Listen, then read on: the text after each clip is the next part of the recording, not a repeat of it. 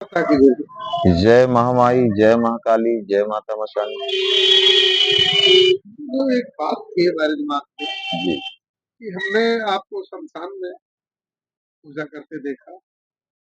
उस समय तो आप व्यस्त थे अपने आसन क्रियाओं में, तो डिस्टर्ब करना उचित नहीं समझा। तो आज ये पूछ रहे हैं कि आप शमशान में किस चीज की साधना करते हैं, क्या करनी चाहिए या क्या करते देखिए, ये तो अपना अपना एक भाव होता है कि शमशान में कौन किस तरह की क्रिया कर रहा है, किस तरह की साधना कर रहा है, किस तरह का जाप कर रहा है। ये तो एक अपना लक्ष्य होता है। और रह गई बात हमारी, तो हम अपने हिसाब से कोई एक साधना कर रहे थे, जो हमारा अनुष्ठान कई दिनों से चल रहा था। और वो अनुष्ठान अभी हमारा समापन हुआ है।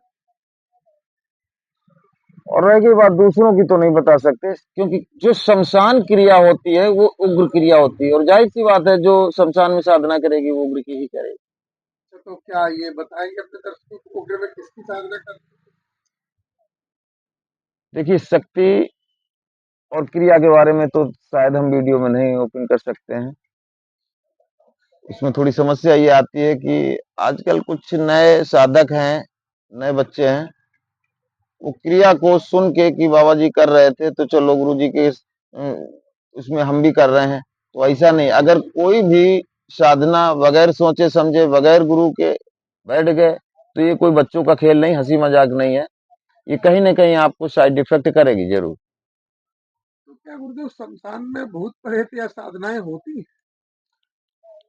शमशान में जितनी भी साधनाएं हैं, जितनी भी उग्र साधना है, सारी साधनाएं शमशान में ही होती हैं। वो भूत प्रेत की हो या किसी देव की हो, किसी शक्ति की हो, लेकिन वो शमशान में ही होती है। प्रत्यक्ष साधनाएं जो होती हैं वो शमशान की ही होती हैं। तो शमशान में क्यों लोग करते हैं, घर में या अन्य जगहों में क्यों नहीं करते?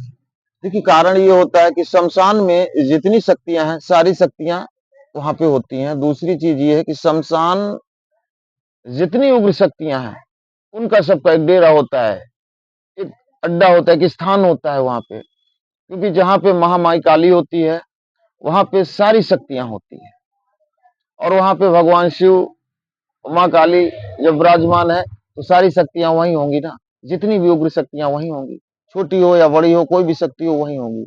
भूत प्रेत शैतान कोई भी शक्ति हो वहीं मिलेगी आपको। तो जैसे कि हमने सुना है कि लोना चमारी या आंसू मेहतरानी या अन्य किसी इष्ट की साधना वो भी शमशान में होती है। नहीं, देखो ऐसा है कि लोना चमारी माई की साधना आप अगर करना चाहते हो तो आप शमशान में भी कर सकते हो, मरघट में भी कर सकते हो, कहीं भी कर सकते हो, जंगल में भी कर सकते हो, किसी खंडहर में भी कर सकते हो। इनकी साधना आप कहीं भी कर सकते हो। आंसू मेहतरानी के विषय में। आंसू मेहतरानी की भी यही है कि आप अगर शमशान में कर रहे हो तो ज्यादा बेहतर है। और बहुत ही जल्दी ये शमशान में अगर कर रहे हो तो बहुत ही जल्दी ये आपकी शक्ति जो है आपको दर्शन देगी। अगर प्रत्यक्ष कर रहे हो तो जल्दी से दर्शन देगी। अगर प्रत्यक्ष नहीं कर रहे हैं आप, तो उनकी कृपा आपसे जल्दी होगी। अगर घाट पे कर रहे हैं, शमशान पे कर रहे हैं तो। तो आपने ये साधना की तो इसमें कुछ अनुभव हुए होंगे आपको? देखिए, अभी ये अनुभव जो हमको हुए हैं और जो साधना थी हमारी, वो तो एक अलग बात है। वो तो हम शेयर नहीं कर सकते, बशर्ते ये है कि अगर अनुभव ना हो तो हमारी अक्सर साधना चलती रहती हैं।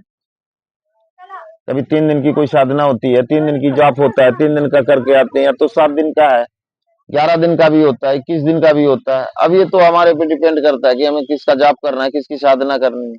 अच्छा, जैसे कि जो भी आप साधना कर रहे हैं जिस इष्ट की, क्या उसमें डरावने भी अनुभव होते हैं? हाँ, ये तो सबसे डिपेंड, पहले तो ये अपने पे डिपेंड करता है कि हम किस शक्ति की साधना कर रहे हैं।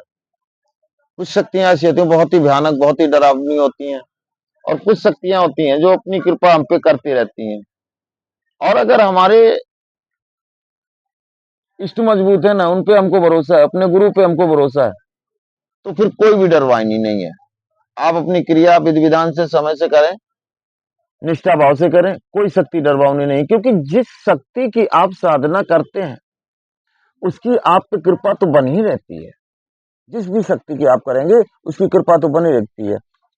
जो भी डरवाने अनुभव होते हैं, वो सब उनके चेले चपाटे होते हैं।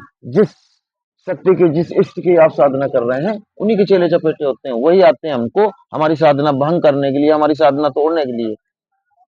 क्योंकि कोई भी शक्ति नहीं चाहती है कि हम इंसान के गुलाम बन के रहें, लेकिन वो हमारी भक्ति से मजबूर होके हमारे पे अपनी कृपा करती है। चलिए आज के लिए धन्यवाद। जय माता दी। जय माता दी, जय माता दी, जय माँ काली, जय माता मशानी, जय माता मदन।